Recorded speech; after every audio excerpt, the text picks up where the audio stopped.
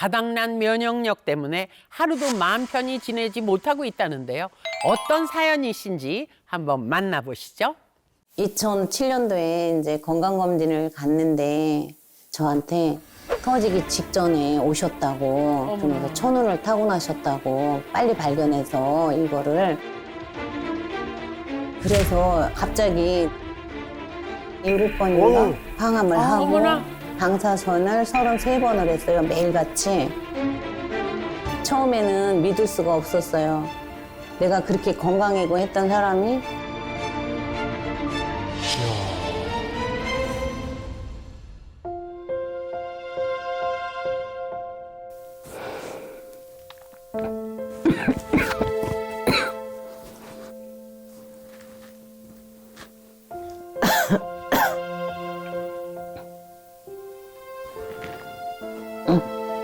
아유, 저렇게 뒤척거리시다가 또 기침하시면 잠을 자도 잔 것 같지 않으실 텐데. 그럼요. 예.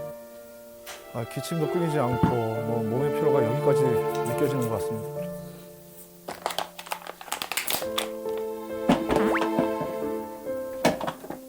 아유, 요즘 또 날씨가 굉장히 춥잖아요. 그러니까 감기 걸리기 굉장히 쉬운 때인데 더 조심하셔야 되겠어요. 위생관리 굉장히 아유, 철저히 그러네요. 손 닿는 곳마다 다 닦아내시네. 소독하셨나 봐요. 아무래도 면역이 약하다 보니까 이제 기침을 자주 하고 코도 풀어야 되고 또 감기 뭐 이런 잔병 치료를 많이 하고 살아가고 있어요. 약 봐봐. 약이에요? 아유, 그러니까 언제 아이고. 어디 아플지 모르니까.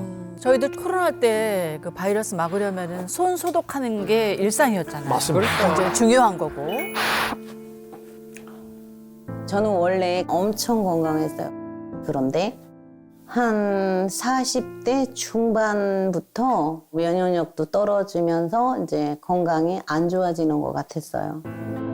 머리도 많이 빠지고 손톱도 그냥 쩍쩍 갈라지면서 자기 스스로가 부러지고 대상포주는 1년에 한 번씩 어깨 밑에 나타나고 1년에 한 번? 피가 흐르는 것처럼 발진이 심했어요. 아유, 그리고 욱신욱신 쑤시고 막 바늘로 콕콕 찌르는 것 같아요.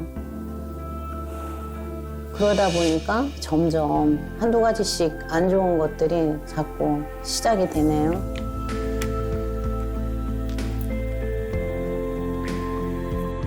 당뇨약, 고지혈, 혈압약, 아스피린 그렇게 먹고 있어요.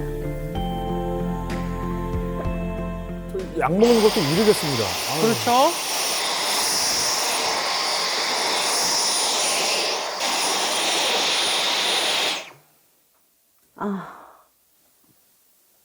아우, 얼마 움직인 것 같지도 않은데. 아우, 벌써 힘드셔서. 어떡해요. 아이고, 아니, 그냥 청소기만 돌리셨을 뿐인데 그마저도 쉽지 않은가 봐요. 아유, 기침만 안 해도 좋을 텐데. 진짜 저러면 본인이 제일 속상합니다. 그렇죠? 맞아요.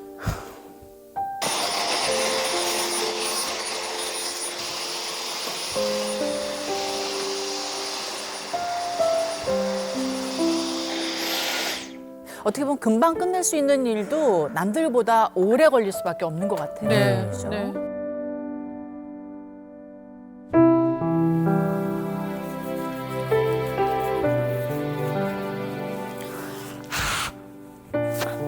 제가 면역이 약하다 보니까 잔병 치레가 많아지면서 딴 친구들은 감기를 걸리면 뭐 일주일이면 낫는다 그러는데 저는 한 달이 지나도 안 나요. 그 정도로 빨리 회복이 안 돼요. 그러다가 한 2007년도 그때 건강검진을 갔는데 유방에 뭐가 있다 해서 조직검사를 해니까 유방암으로 나와갖고 부분 절제 수술을 받았어요. 절제 수술을 하고 한 달 정도 있다가 7번인가 항암을 하고 방사선을 33번을 했어요, 매일같이.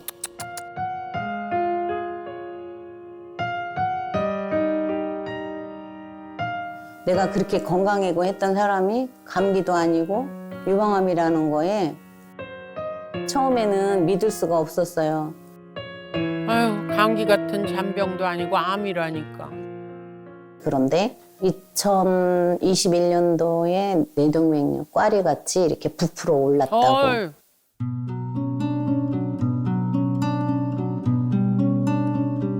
터지기 직전에 오셨다고 그러면서 천운을 타고나셨다고 빨리 발견해서 이거를 야, 그러니까 조금만 늦었어도 큰일 날 뻔했던 거예요. 그렇죠. 그렇죠. 터지면.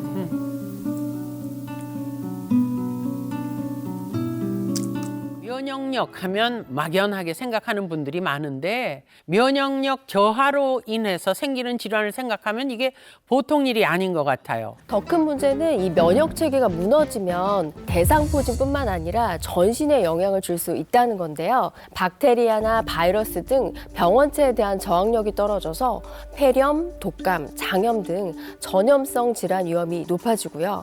이 외에도 아토피 피부염, 비염, 결막염 등의 알레르기 반응을 유발하기도 합니다. 체내 염증이 완성화되면 크론병, 궤양성 대장염 같은 만성 염증성 질환으로도 이어질 수 있습니다.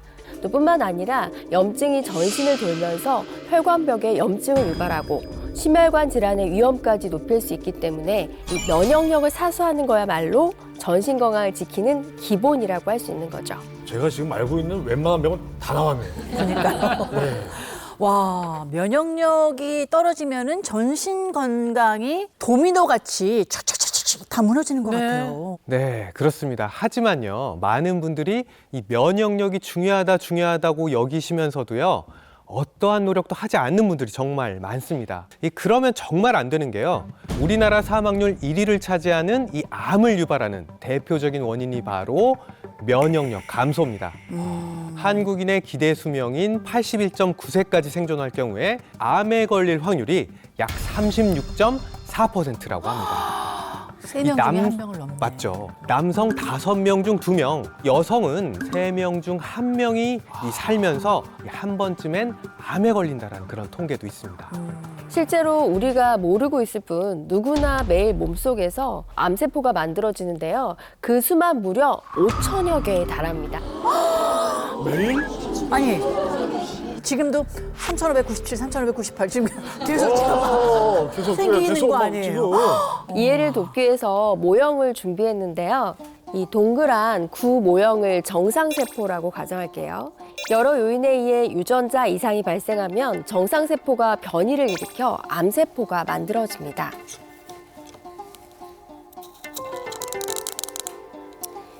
수시로 이렇게 모습을 바꿔가면서 우리 몸속에 숨어 있어요.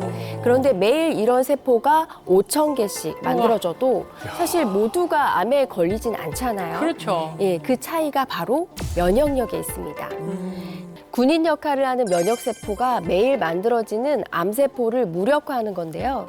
그중에서도 최전방에서 활약하는 면역세포가 바로 NK세포인데요. 많이들 들어보셨죠? 예, 이 들어봤어요. NK세포는 세포들을 늘 감시하고 있다가 이런 암세포를 감지하면 공격해서 죽이는 저격수 역할을 합니다.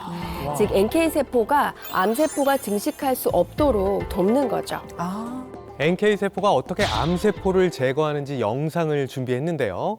큰 세포가 암세포, 작은 세포가 NK세포입니다. 오, 공격한다. NK세포가 암세포에 달라붙어서 단백질의 일종인 이 퍼포린이라는 물질로 구멍을 내는 모습 보이시죠? 네.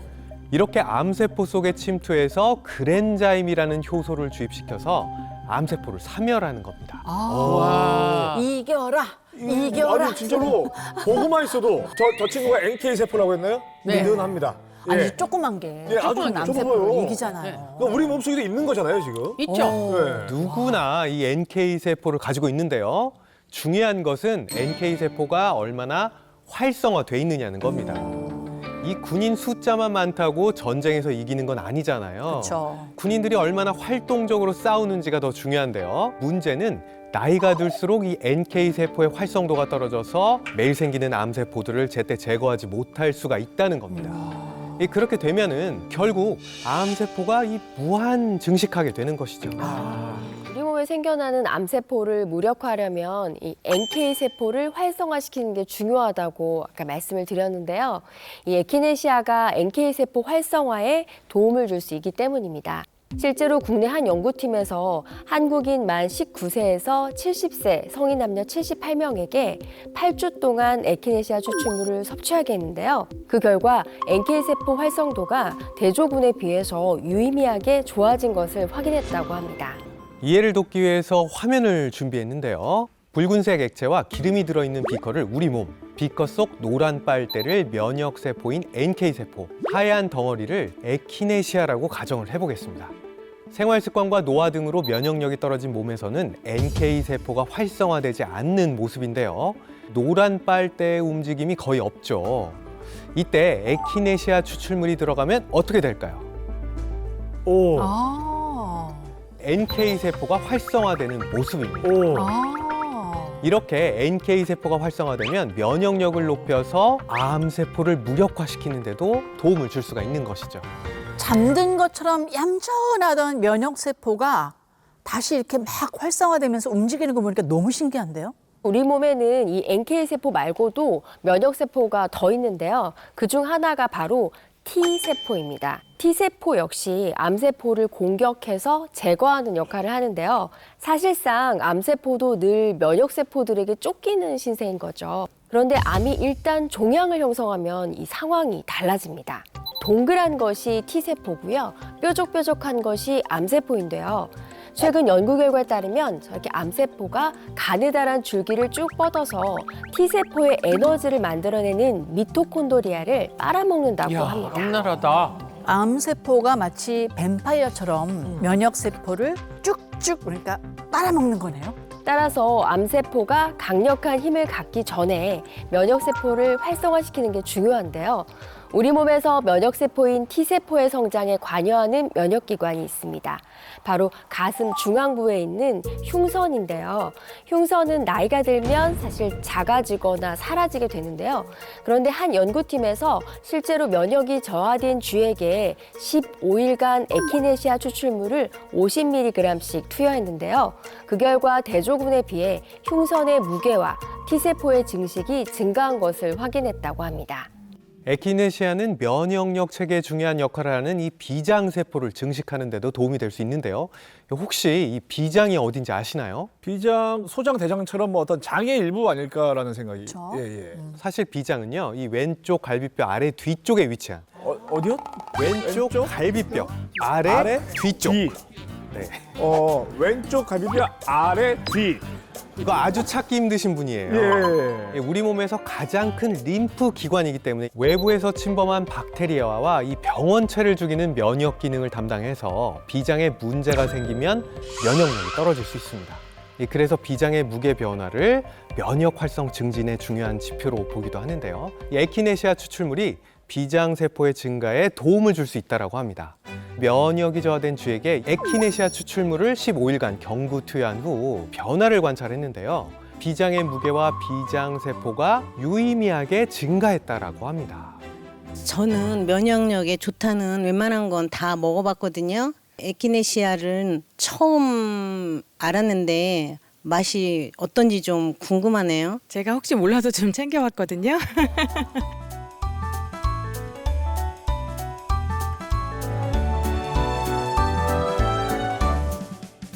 면역 관리에서 빼놓을 수 없는 게 또 있는데요. 바로 사이토카인의 균형을 이루는 겁니다. 사이토카인이요? 들어본 것 같긴 한데 정확히 뭡니까? 이 면역세포끼리 신호를 주고받게 하는 메신저 역할을 하는 게 바로 사이토카인인데요.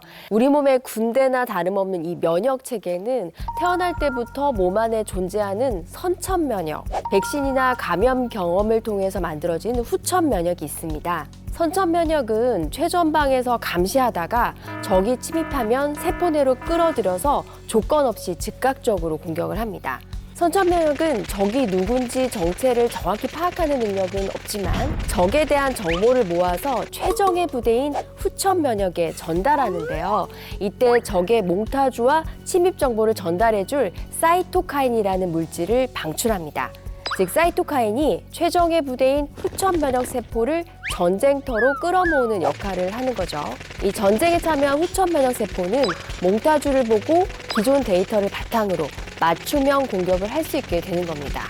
아, 그러니까 사이토카인이 적의 정보도 전달하고 군인도 결집하고 이렇게 하는 거네요. 그렇습니다. 사이토카인 수치가 증가할수록 면역 기능이 활성화될 수 있는데요. 에키네시아가 사이토카인 수치를 증가시켜서 면역 세포 간의 소통을 돕는 데 도움을 줄 수 있다고 합니다. 실제로 국내 한 연구팀에서 한국인 성인 남녀 78명을 대상으로 8주간 에키네시아 추출물을 섭취하게 한 결과 사이토카인 수치가 유의미하게 개선됐다고 합니다. 그런데 꼭 알아야 될 게 이 사이토카인이 무조건 많이 분비되는 게 좋은 게 아니라는 겁니다. 지나치게 많아도 문제가 되는데요. 이 사이토카인이 과도하면 적을 방어하는 과정에서 만들어지는 염증 물질이 과다 분비가 되고요. 적을 구분하기가 어려워져서 정상 세포까지 공격하는 이런 이상 현상이 발생할 수 있는데요. 면역의 과벌상으로 인한 쉽게 말하면 믿었던 아군에게 배신을 당하는 일이 생기게 되는 거죠. 우리가 흔히 알고 있는 자가 면역 질환인 알레르기 비염, 아토피성 피부염, 류마티스 관절염과 같은 이런 자가 면역 질환이 바로 면역 과잉으로 인해서 정상 세포를 공격해서 생기는 질환입니다. 아, 그러니까 그 사이토카인이 너무 많아도 또 너무 적어도 이게 문제인 거네요. 그렇죠? 네, 인체 내에서 면역 작용이 과다하게 이루어지면서 정상 세포까지 공격하는 현상을 사이토카인 폭풍이라고 하는데요. 호흡기 바이러스에 감염된 사람의 사이토카인 폭풍을 감소하는데 에키네시아가 도움이 됐다는 보고도 있습니다. 네. 그래도 섭취할 때 우리가 좀 조심해야 될 거 어떤 게 있을까요? 아무리 좋은 음식도요, 과육, 불급이죠. 에키네시아 추출물의 하루 권장량인 200mg 이내로 섭취하실 것을 권장하고요. 알레르기 질환 등 이 특이 체질이거나 임산부나 수유부는 전문의와 상의 후 섭취하시는 게 좋겠습니다.